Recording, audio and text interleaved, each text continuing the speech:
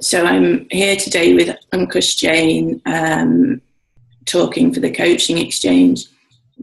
And we wanted to record a conversation to cover some of the areas that are of most interest to coaches in the group.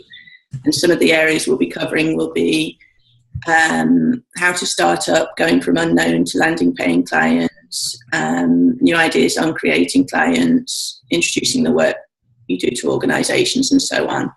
I've got quite a list here, so we'll see how much we get through. Ankush has been a full-time coach since 2012, I think it is.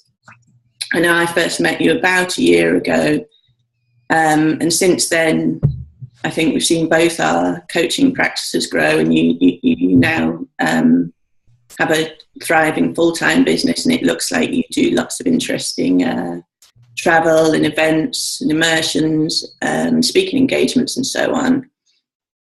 So I'm really pleased to have you here to just talk through some of the key things you've learned on your path and, see if we can answer the questions that the coaches in our group have. Yeah, and thanks for having me on this little interview, Emma. It's like you say, we've kind of seen each other's coaching practices grow, and I love what you're doing with the Coaching Exchange, and I do recommend it to a lot of people. So glad to be here, and great work that you do. Thank you. So shall we kick off with that first question? When I first posted in the group to see what was of most interest to the coaches there, that was something that came up a bit. The question, the kind of how question of going from wanting to coach to actually landing paying clients. And one of the things I really like is I think you went through that process pretty quickly, really. So maybe you could share your kind of specific story and also, lessons that you've learned that will be useful to others. Yeah, it's funny. It didn't feel quick at the time. It felt like it was really slow. I thought that I would, start a coaching course, and then within 3 months, you just learn how to do it, and then you do it. And well, I wasn't watching you every minute of every day, or I might have thought, "Come on, this is taking a while." Yeah, it took a lot longer than I thought it would do. Having said that, I started coach training in 2012, and I got my first paying client with like the first weekend I did my training, and it was actually a friend of mine, and I think he just was being nice. We went out for dinner, and I'm like, "Hey, I'm learning this, and this," and I get quite excited and passionate about things that I learn. And he said, "You know what? I want to pay you for this conversation." He gave me 50 quid. And that kind of just got me moving. And then my next client, who I guess was my first proper paying client, was a couple of weeks after that. And it was a young lady that I'd met at a networking event a few weeks earlier. I'd attended a kind of alumni event from my university. And so she wanted, she was looking to get into a certain field that my friend was in. And just through networking, before I'd started this coaching course, I was really happy to connect her and help her out. And then she said, "Well, I'm really grateful. Is there anything that I can do for you?" And I said, "Well, I'm starting this coaching course. Maybe I can practice on you, like maybe I can get some experience." And she said, "Sure." And I had a couple of sessions with her, and she said, "I really want to pay you for this," because she found it so valuable. So that was my second paying client. And then it was pretty barren land for about 6 months. It was because at that stage it's like, "Oh, this is great, and I'm moving forward, and this is cool." I don't know why everyone finds it so difficult, And but it seemed like a fluke. And then it was very difficult, even though I was taking lots of action for a long time. And I thought I needed, the right script or the right questions. I was very confused. I didn't quite know what I wanted, and I thought I did, but I wasn't quite sure. And it was about another 6 months or so before I started getting regular clients. And what really changed for me in terms of, that moving, how do you do that? Well, it wasn't like I wasn't doing anything for 6 months. In those 6 months, I was really taking a lot of action. So I was putting myself out there and having lots of conversations with people. So when I work with coaches, and I've got a few clients of mine who are coaches, one of the first things I do is look at how much time they've got to dedicate towards coaching. So for some people, it's a full-time job. For some people, they're working a full-time job and they have maybe a day a week or a couple of hours each evening. And I look at their time and I say, okay, how much of that time are you spending in conversation with people? And that for me is really the biggest thing, because when I was struggling originally, it would be sporadic. I'd have conversations and nothing for ages, and I'd had conversations and nothing for ages. And I was spending time on my website, and I thought I needed a blog, and I need to get some nice business cards. And I was doing lots of things which I thought was what I needed to do, but I wasn't really talking to people. And for me, clients are really created through conversations and giving people the experience of what coaching is. Sure.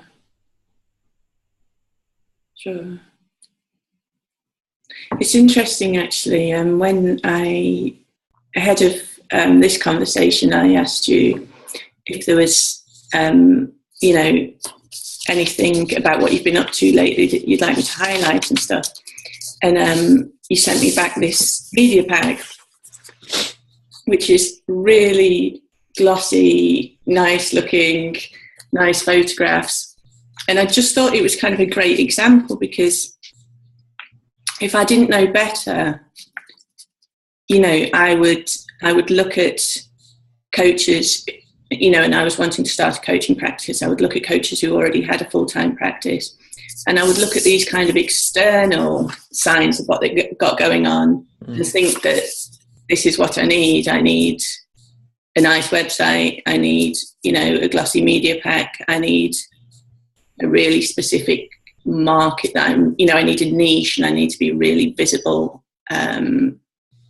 talking about only that one subject and stuff like that. And I really like what you've said about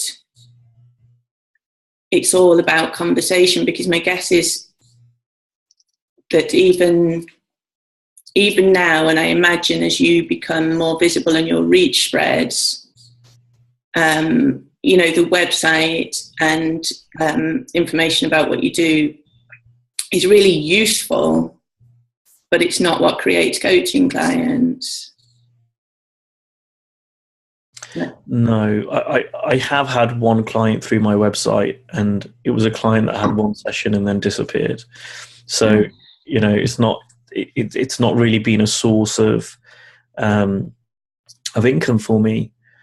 There might be people out there that are doing it. I've not come across them myself personally. What I found that works for me, and I interview a lot of coaches as well, and I speak to a lot of coaches, it seems to be the same for them, that your website is really, it's like a business card. It's an online business card. Everyone, now will Google you. Okay, who's this guy? What's he up to?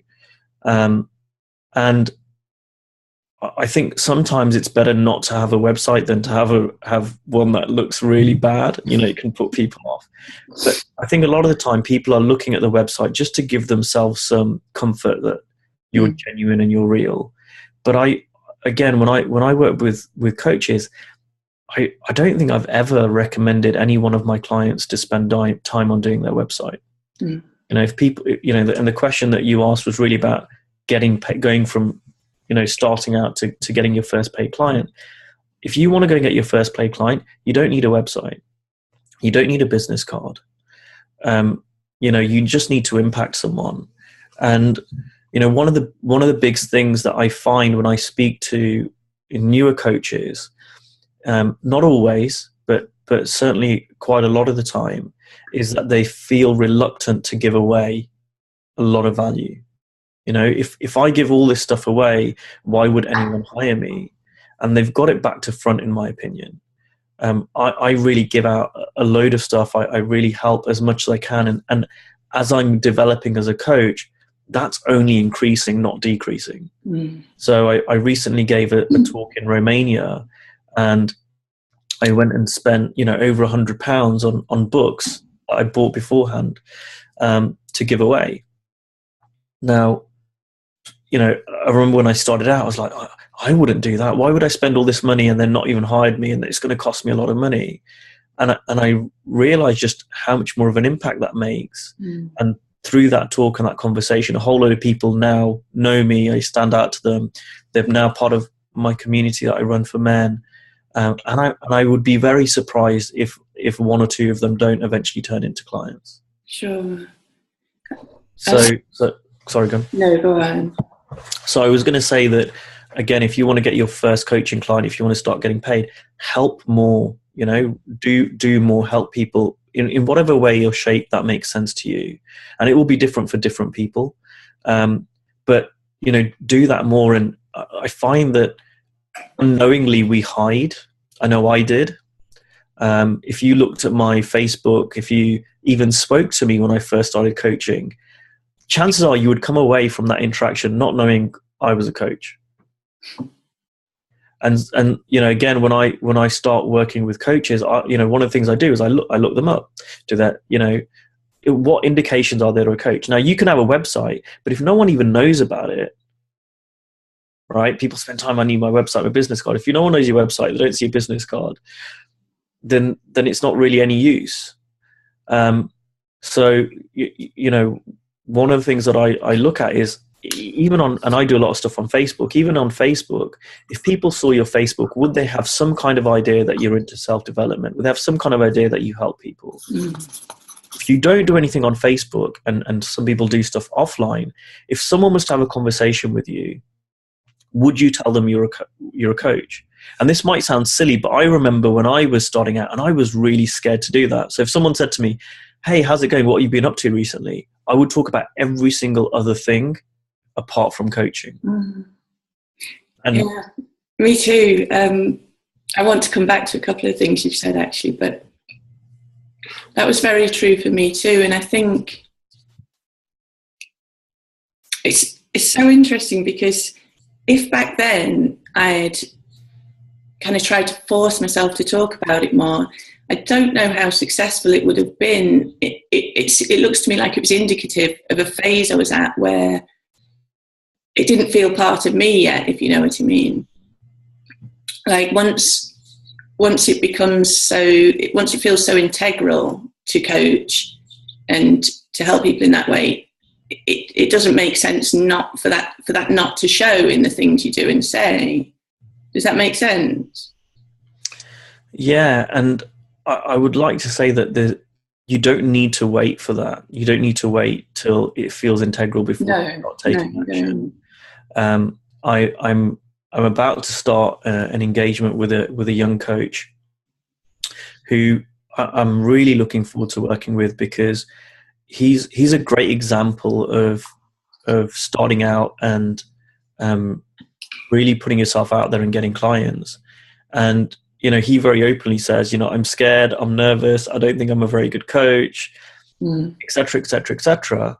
But he gave himself a challenge and said, I want to have 100 $10 conversations. Kept it very low and just went out there and got those conversations by just offering them to people. And when you're starting out, I encourage clients of mine to start with something. And I really believe you're better off having 10 clients paying you, $10 a session than having one client pay you 100. Yeah. You'll get more experience. You'll get people start working with you. You'll learn from that. And when you're starting out, it really is about getting that experience first. Yeah, I couldn't agree more. You're making so many kind of good points that I want to, in a way, spend a little bit more time on.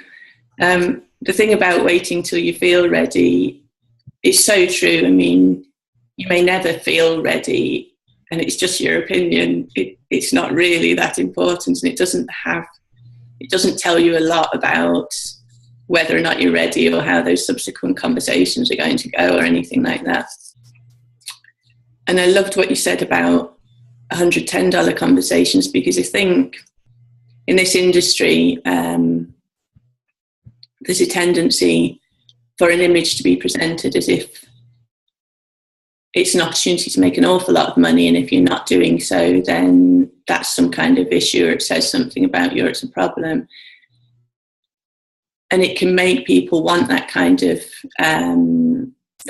quick fix, and actually take the enjoyment away from doing the groundwork, from actually starting where you're at and getting better at it. And it ties in actually with the thing you said about value as well, because if your objective is to make X amount of money per hour, then having free conversations is going to feel kind of frustrating and maybe a kind of stress or anxiety inducing. But if your intention is to make an impact on somebody, or make a difference, or get better yourself, or learn loads, or have a really interesting time, then every single conversation becomes like its own reward. And that's not to say you don't need to make money, but given that it's an inescapable part of the process, you might as well be doing it for whatever makes sense to you, whether it's that 100 conversations at $10 an hour. And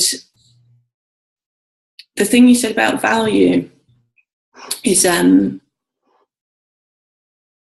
really key. And I remember quite a few years ago, it just hadn't occurred to me that you give value to people before you sign them up as coaches. And I think one of the issues I had at the time was I thought there was a limit to how much value I could give. It was a kind of a doubting of myself, and I hadn't seen yet how much people are capable of, and how much there always is for them to see and achieve. So I thought if I gave everything I'd got, there'd be nothing to do further down the line.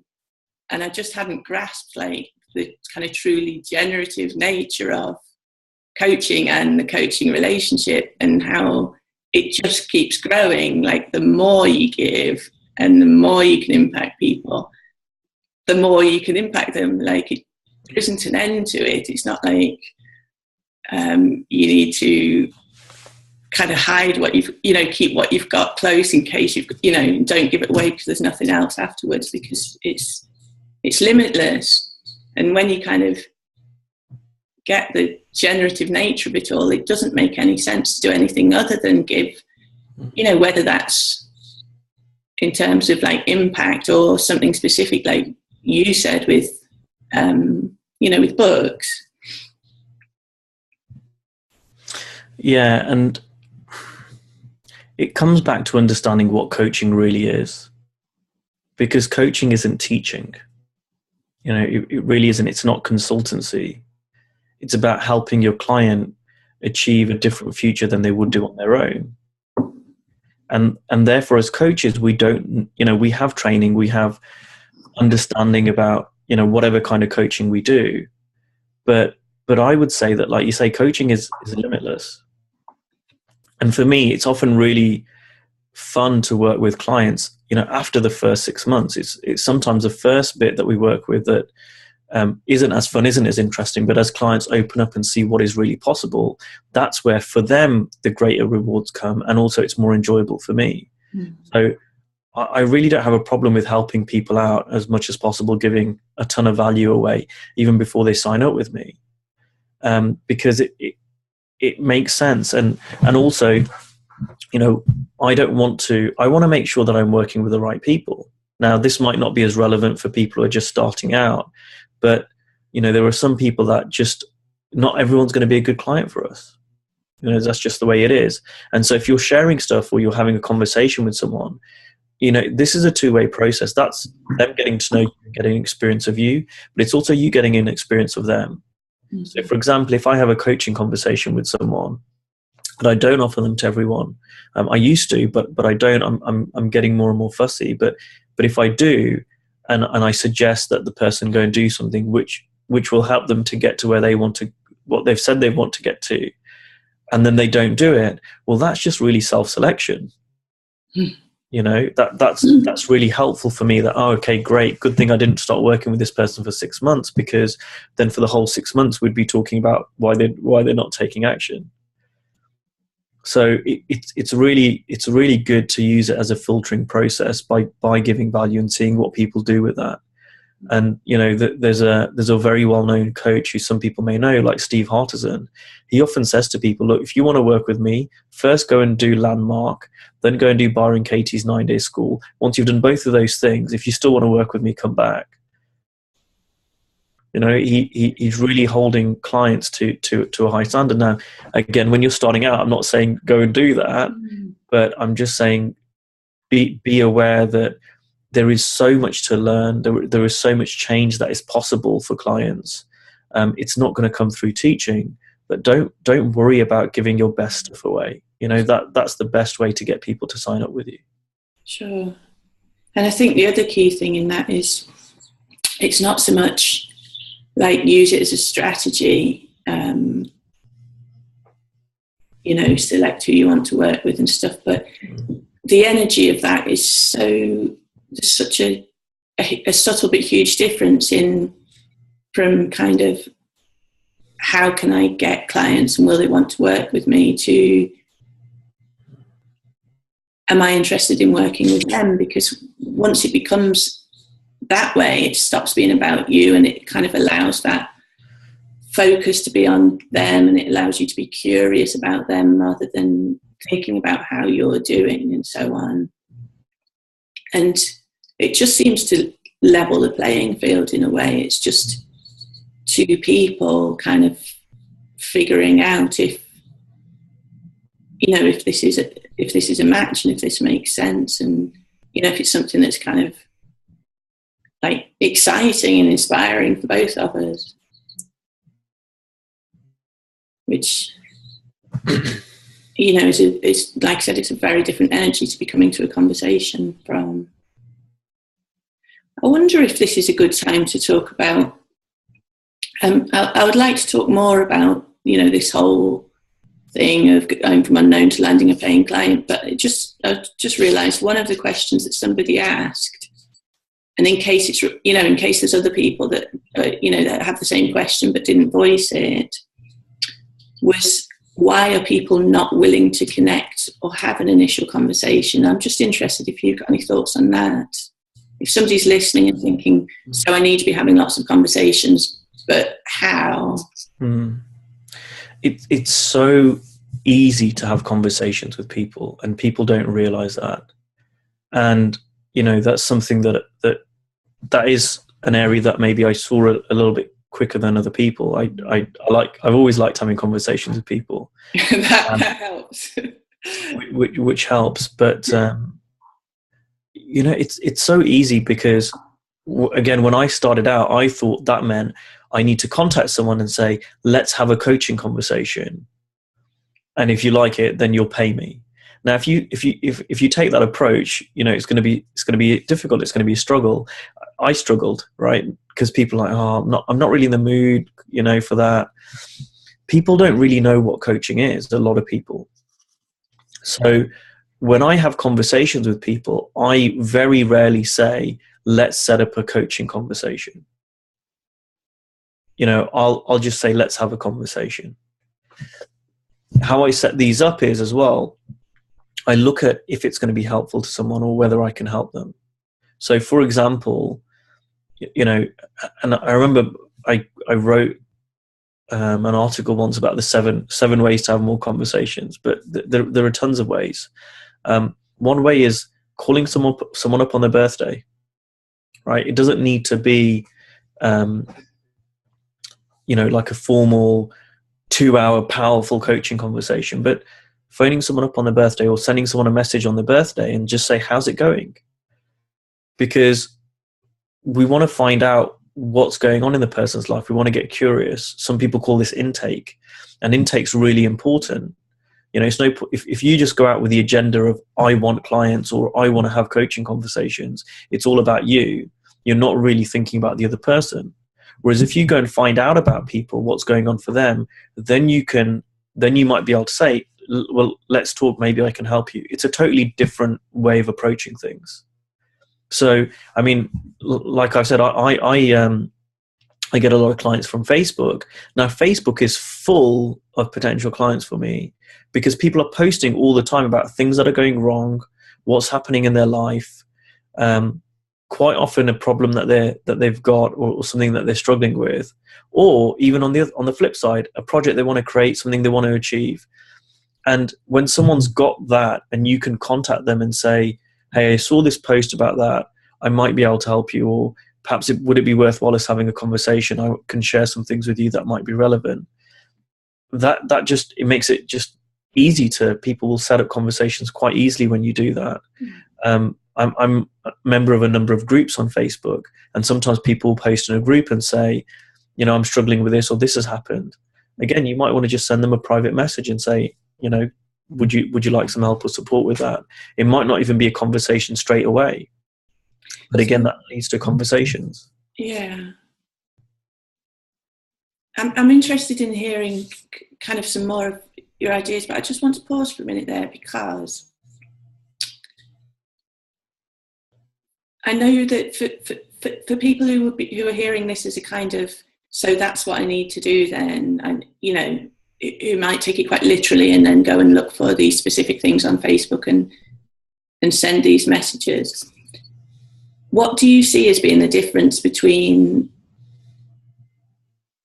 doing that and somebody being quite open and responsive to you, and somebody doing the same sort of thing and just getting flat rejections?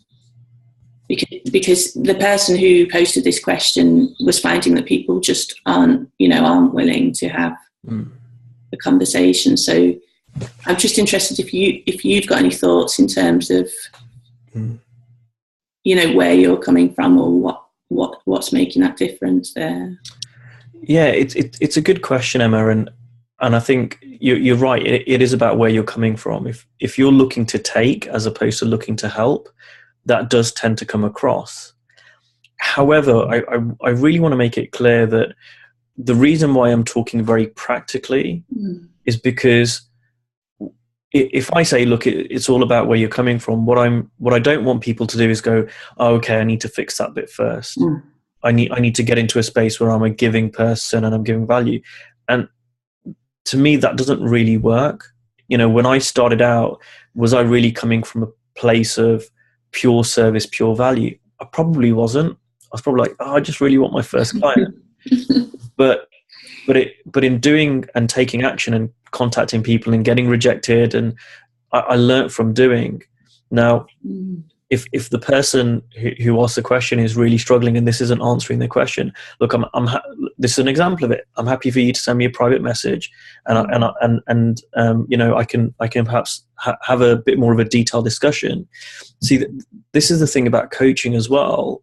I can answer general questions and I can give general answers, but if you have your own coach, you know, that's what a coach does is get really detailed on it. If you don't have a coach, exactly what the coaching exchange is all about, go and have a peer coaching conversation with someone who can help you around this. Like I said, I'm happy to discuss it in more detail. It's very difficult for me to say what is holding this person back. You know, it could be the language that they're using, which comes out of who they're being. It could be simply that they're not doing what we just discussed. Maybe they're doing different things, but it's difficult to say that on a general level. Yeah, of course, and that is the value. You know, that's the value of coaching. Yeah. And the other thing, actually, just occurred to me worth mentioning is they might not have asked enough people yet, or they might be thinking that a few rejections means more than it actually needs to mean, because it's all a case of, like you say, trying, learning, trial and error, and you know, it's only through, as you say, it's only through doing that you find your own way, in the way that's kind of sits best with you, and that other people respond best to. I'd like to give another example, Emma, because I think sometimes those practical examples can maybe help people who are struggling with this. I had a client of mine who was going to a lot of networking meetings, and off the back of the networking meeting, having coffee, and it was not going anywhere. And what I suggested this client do is, or what I asked was, well, how much are you finding out about the other person? Like really finding out about them. And what we helped them do was change the way they were having conversation. So the thing is, if you go to a networking meeting, if you go to a meetup group or anything like that, there are lots and lots of people there, and people love talking about themselves. So, rather than going in and going, hey, I'm a coach, this is my business card, maybe I can help you, or listening to the other person but not really listening, just waiting for them to finish, or finding something that you can pounce on. For me, what I helped my clients see better was, okay, find out who they are, find out what's going on in their life, find out what their biggest challenge is, find out what problems they're facing right now, find out what they'd love to achieve. Just do a lot of intake. Because when someone says no to a conversation, what they're really saying is, I don't think it's valuable to speak to you. That's what they're saying. And so you haven't demonstrated that it's valuable to them to talk to you. Now, in a very basic level, how this looks like is, if you can find out what someone's challenge is or issue is or problem is, or what their dream goal is, or whatever people talk about, if you find out something that's really relevant and important to them, and then you say, hey, would you like to have a conversation about that, because I might be able to help, it's like a no-brainer for them. It's like, oh yeah, well, either this is a really big problem I want to get solved, I need some help, or this is a great goal or something that I'm trying to achieve, I would love some help with that. If you're really hitting one of those 2 points, to me, in my experience and what I've seen with other people, it's highly unlikely they're not going to have a conversation with you. When they don't have a conversation with you, it's because you've not linked those things together, that having a conversation is going to be helpful to them to achieve one of those 2 things. And it's normally because we don't know what their problem is, we don't know what their challenge is, or we don't know what goal that really fires them up. Totally. Yeah, I couldn't agree more. And I like the point in that it is simply that they haven't made that link between something that's of real value to them and what you might be able to do for them. It's not a rejection of you, it's that you haven't helped them create that link in their mind.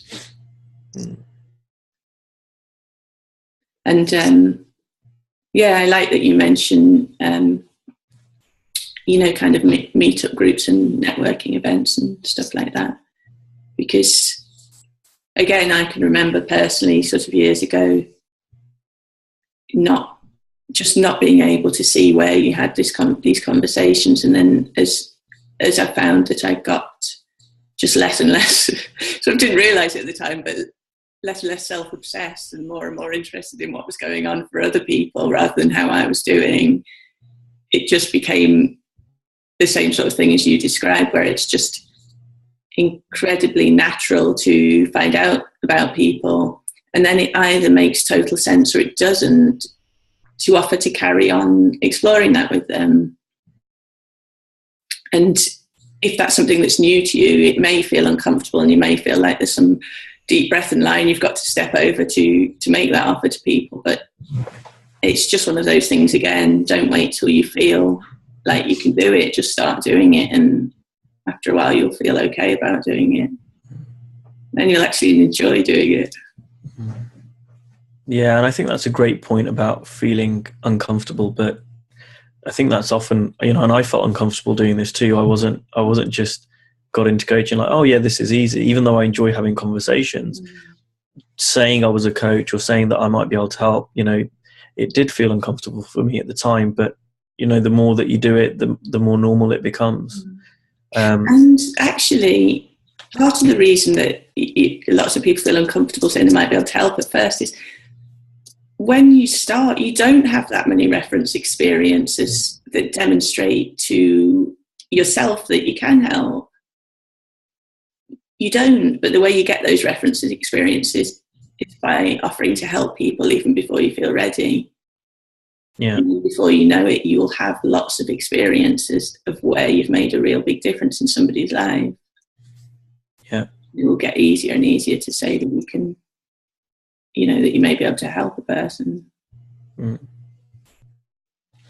Yeah, I mean, just last week I was sitting on an aeroplane, and this has happened to me before, but I sat down and the person sitting next to me, you know, just got curious about them. So they didn't start talking. I was just like, oh, I was heading back from San Antonio, and I'm like, oh, you know, the person had an English accent, which I heard, and I was like, oh, you've been over here on holiday? It was just a very innocent, simple question, and we started talking, and then, you know, I found out what he did, and then asked if you know what he asked me what I did, and I said I'm a coach, and he said, oh, what do you do? And I told him, and he said, oh, I think I could do with some help, you know. And it's as simple as that. Yeah, But, it can look more complicated. But I know a few years ago I could have been in that exact same conversation or that same situation, and number one, I wouldn't have spoken to them. Two, if I did, I would have been really reluctant to say I was a coach. You know, or if they did say, oh, maybe I could do some help, I probably would have pounced on them. Okay, well, let me fix you now while you're on this plane. You can't go anywhere. You're stuck with me for the next few hours. Yeah. And instead, what I said is like, well, why would you need help? You look like you've got it all together. And I'm really kind of chilled out about it because that, you know, I don't need to make, you know, I don't need to jump on someone, if you like. I don't need to say hold still while I coach you. You know, it again, it's coming back to intake. It's about finding out about the other person, seeing what's going on in their world, and then if I've got something relevant to say, sharing that. Yeah. And actually, you can, not that it matters that much, but you can enjoy, you know, just treating those kind of conversations with complete strangers as just pure experiment. I mean, there's never anything riding on it, but there's really nothing riding on it with a person that you're never going to see again if they don't, you know, if they don't take you up on your offer or whatever. Yeah. You know, it can be just a game, really. Absolutely. This is tracking right back to something that we talked about earlier, about the website.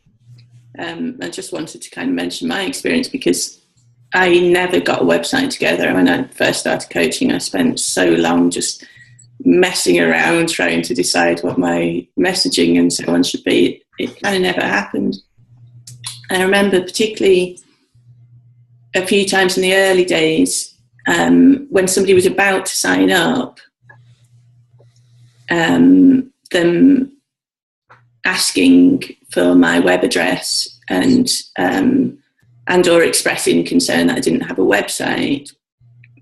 At the time, I remember it kind of sending me into a panic because I felt like, you know, I felt like I was some kind of imposter or something because I hadn't got one. And then I just realised more and more that often when people are about to make a decision that is big for them in terms of money or commitment of time or change, which can be a really scary thing for people, even when the change that they're anticipating is all good, they can kind of throw up objections, and they kind of just want you to be reassuring and be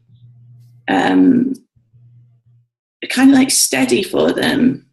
And I know that when I first started, I could have saved myself a lot of grief if I'd realised that, because now I see it as something that certain people just do ahead of making a big decision.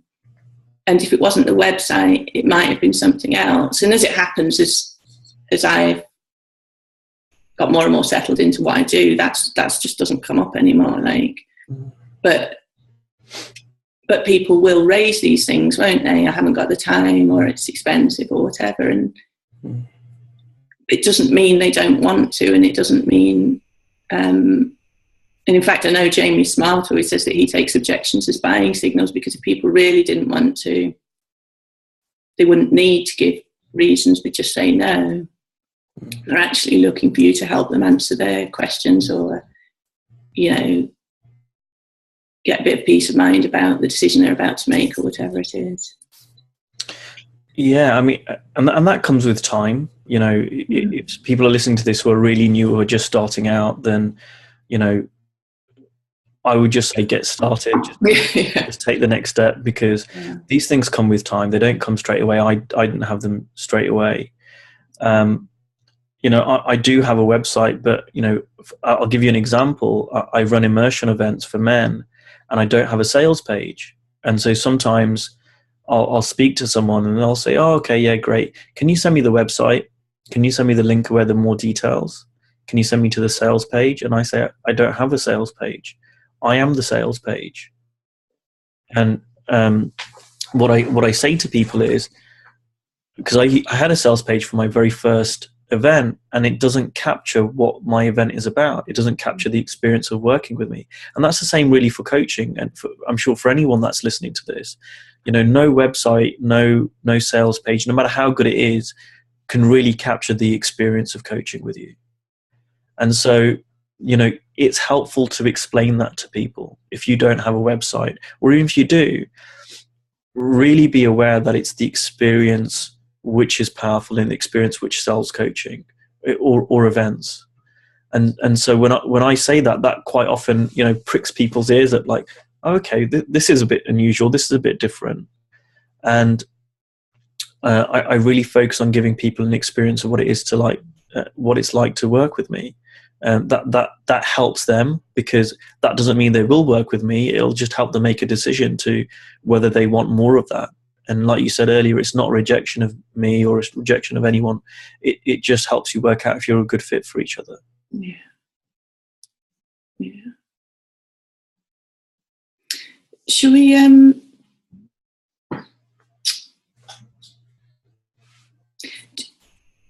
do you feel like we've covered, you know, the kind of in fact the next question might answer the first one as well. So, you know, the first question was about how to start up and going from unknown to landing paying clients, and we've basically said have lots of coaching conversations. Another question lots of people are interested in, and I think in lots of cases this was coming from people who have already got, you know, like part-time or maybe even full-time coaching practice going on, but are interested in new ideas on creating clients. So I'd love to hear your thoughts on that. Yeah, and again, I don't know what people are doing, so I'm just going to throw out a few things that just come to mind. And I think if you ask me this next week, I'll come up with some other ideas. So this is such a wonderful, creative profession, and I love being really creative with it. I love always coming up with new ways and ideas and experimenting. And I think that's really important. You know, I'll give some examples, but also it's really great to know that you can just do whatever you want and you can have fun with it and you can experiment. That's the beauty. And one of the great benefits of this profession is that it isn't rigid. It isn't like, do this, do this, do this. You can do it any way that you want. For me, I can talk about how I've got clients. Some of that has been through giving talks. So I know I did a talk in Las Vegas, for example. I got a bunch of clients from that. I've spoken in Romania a couple of times. I've spoken in Birmingham, my hometown, a couple of times. And again, it's just an opportunity for people to experience me, hear a little bit about what I do. And some people will want more. And for those people who want more, you know, it's the same thing. I end up in a conversation, and sometimes that conversation ends up in a proposal, which leads to a client. Sure. So that's kind of, you know, one way that I've got clients. Can we? I'd love to hear more, but just in case that's in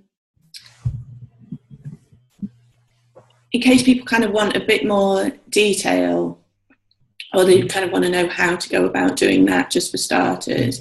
Would you mind just talking through kind of how that happened? Because I'm guessing that you have some kind of areas that are kind of quite close to your heart, or you feel passionately about sharing, and that's the kind of first port of call. Is that right?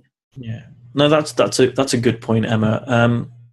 I think one thing, and we've kind of touched on this a little bit already, but one thing is visibility. You know, when no one knew I was a coach and no one knew what I was doing, I didn't get invited to speak anywhere, right? And if I put myself forward to say, well, would you like me as a speaker? They've got nothing really to go on. Mm-hmm. So I think really the first thing is, what's really shifted for me is that I got visible.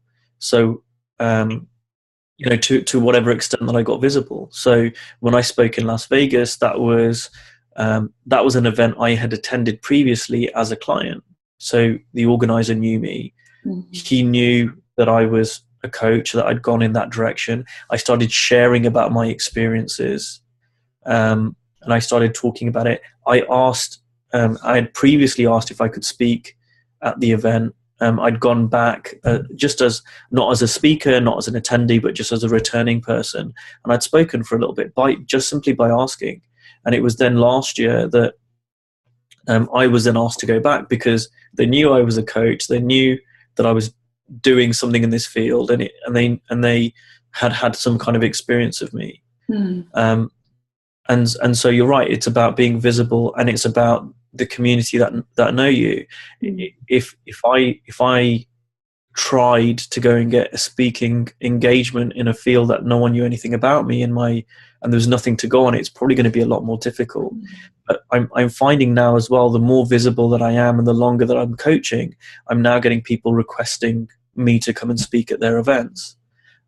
So it takes time, but you know, it can be both ways. One is, if there's an event you see that you'd love to speak at, really, there's nothing wrong with just contacting the organizer and saying, I would love to speak at your event. And you would be surprised, you know, not every time, but if you do that enough, you would be surprised how easy it is to get speaking engagements. And outside of big events, you know, there are meetup groups. There are all sorts of organizations who look for speakers. There are all sorts of voluntary organizations. There are all sorts of charities. There are all sorts of groups locally and nationally, all over the place, that won't pay you to speak.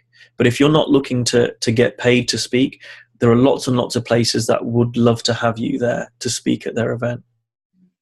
So just look around, find out where you want to go, ask the question, make yourself more visible. If you do get a speaking gig, try and record it. See if you can record it and share it. If you can't record it, get a picture of yourself speaking, share that, put it on your website if you do have one, stick it on Facebook, whatever. Tell people about it, because once you start doing that and you put it out there, more and more people will become aware of that, and they might say, "Oh, I need a speaker. Why don't you come and speak at my event?" You know, sorry, go ahead. No, it's incredible just how much happens when we just put ourselves out there into the world. Oh, it's so true. I was just going to say, I like your tell people about it tip, because that had never actually occurred to me to tell people about it afterwards. But it's, you know, you're right, it's pretty obvious. But yeah, I really like what you've said there, because it is amazing what happens when you just start. And when you say getting visible, it is getting visible, but it starts with just letting people know what you care about and talking about the stuff you care about, and letting people see that. And then, as you say, any little speaking thing can lead on to another one and another one. Don't wait until you can land a TED talk or something like that. Just get started. Yeah. And every single one is a chance to connect with people and get more comfortable sharing whatever it is you've got to share. Yeah. And you're going to. I think it all comes down to. Sorry, go on. No, go on. I think it all comes down to how can I help people? We come back to the same thing. How can I help people? How can I give value? How can I serve people? So, for example, the talk, that's going to be helpful to other people to hear. And you know what? This is a really good point, actually. It's not about giving a talk to just promote yourself. It's about what can you say in your talk that would be really helpful to people.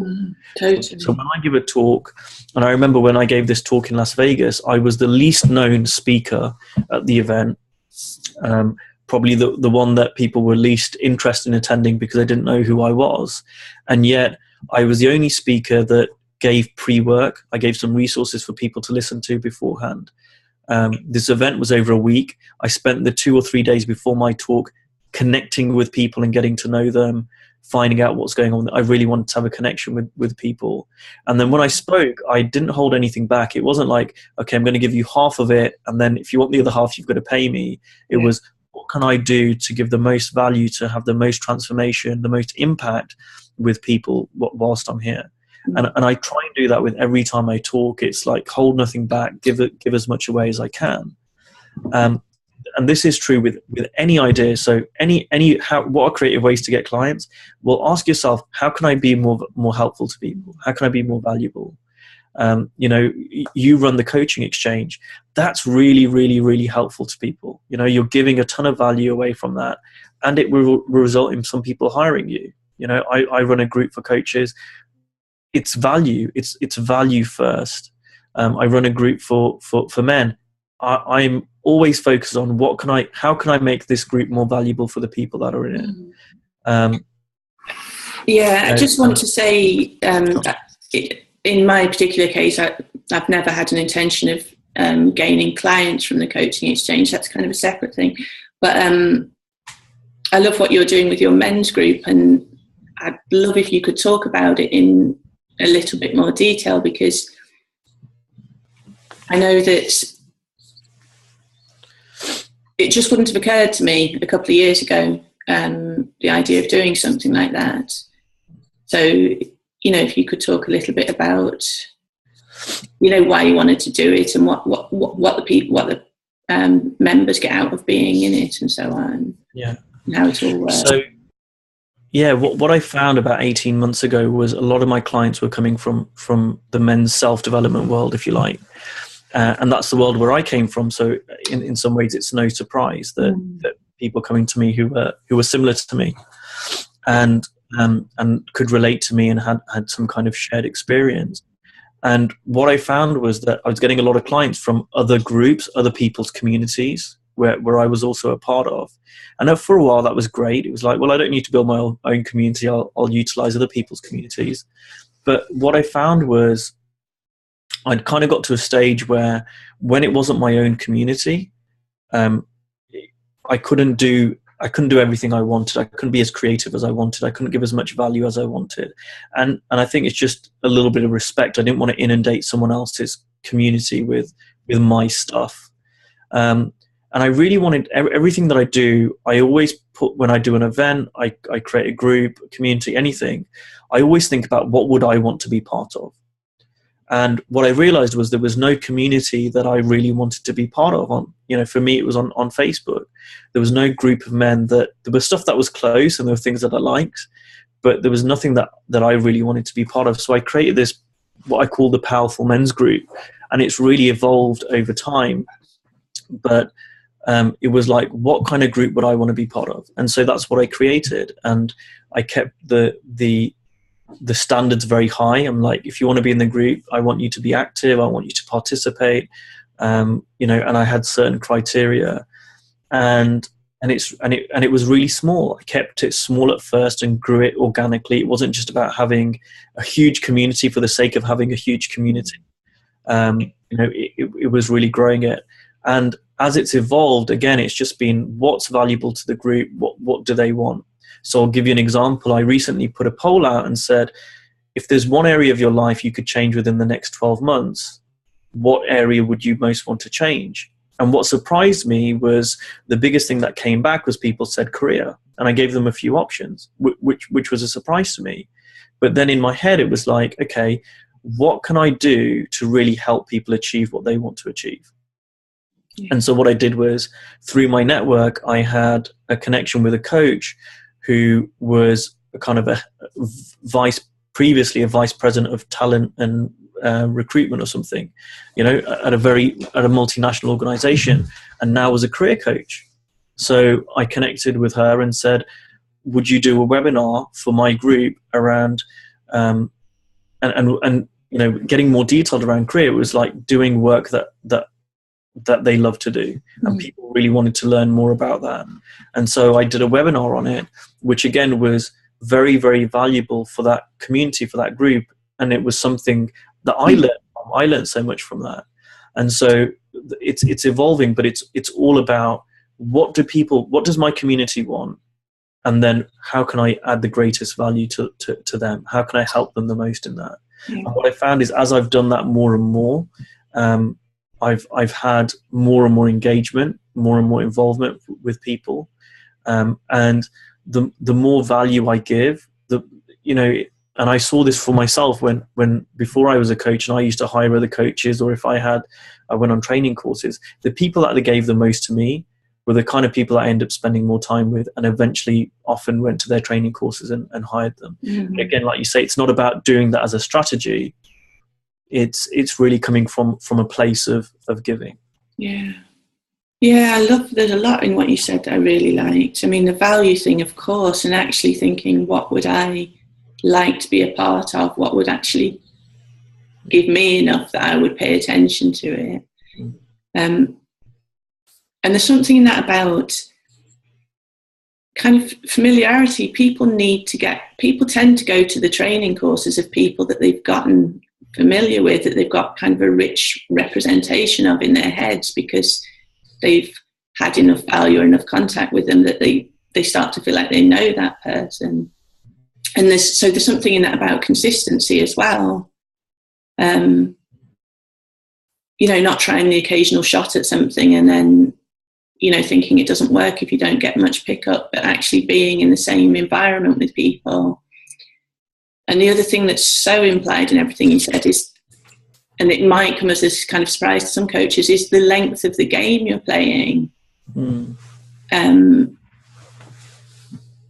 I think you can only do that. Another point it's just brought to mind is, you can only do that if you actually want to be doing what it is you're doing. If you'd set up that group as a very kind of clinical strategy for getting clients, it's a long time to wait and see if it's going to work or not. But if that's an area where you genuinely are interested and excited and you want to give value, then it's very natural to just keep doing that over the length of time it takes to kind of like sow all those seeds and see them grow. I mean, it is quite a long game, and I think when you've started, it might seem like the successes and the rewards are pretty thin on the ground. But if you imagine having done that for a year, 2 years, or whatever, and you've got several different of those kind of things going on, and you've built, meaningful relationships with people over time, it's then easy to see how much more you can have going on in, say, 2 years than in the first 3 to 6 months or whatever. I'm all in. When I decided to be a coach in 2012, I was in. There was no doubt in my mind, I'm a coach, this is what I'm going to do, this is what I'm going to spend the rest of my life doing. And therefore it's really easy for me to play, as you call it, a longer game, because I'm not in it for the short term. I'm not in it like, I want to get in, make a quick buck and then do something else. I'm not in it for the lifestyle or anything else, although there are benefits around that. This is something that I'm really passionate about doing. This is something that I love to do. I love helping people. I love seeing them transform, and I love doing good work. This is my art in a way. So it makes sense for me to do that. And what I also realize is there are things that I do. Certain things take priority over different times. So when I started that group, it was kind of just as a fun little thing that I did. It was a group that I wanted to be part of. There's never anything that I do that I'm like, okay, I'm going to do this now, and this is going to get me clients straight away. It's, especially when it comes to creating, it's just having fun. So, and I really want to answer the question as well, because I know there's so many things I could say, and there's so many questions to get through. But, I wanted to give another example. Sure. One way, how do you get clients? So one way could be sending. So I used to work in corporate. If I wanted to get some corporate clients, one way that I might do that is send a book that's really relevant, that I've been impacted by, to some of my ex-colleagues, to my ex-bosses, along with a little handwritten note. Again, this comes from a place of value. This comes from a place of, what would I like to receive when I was in a corporate role? What could be helpful to me? And it's not done as a strategy like, right, I'm going to send out 10 books, and of the 10 books, I'm going to get 2 people having a conversation, or 3 people having a conversation. From 3 people, I'll get one person coming back and hiring me.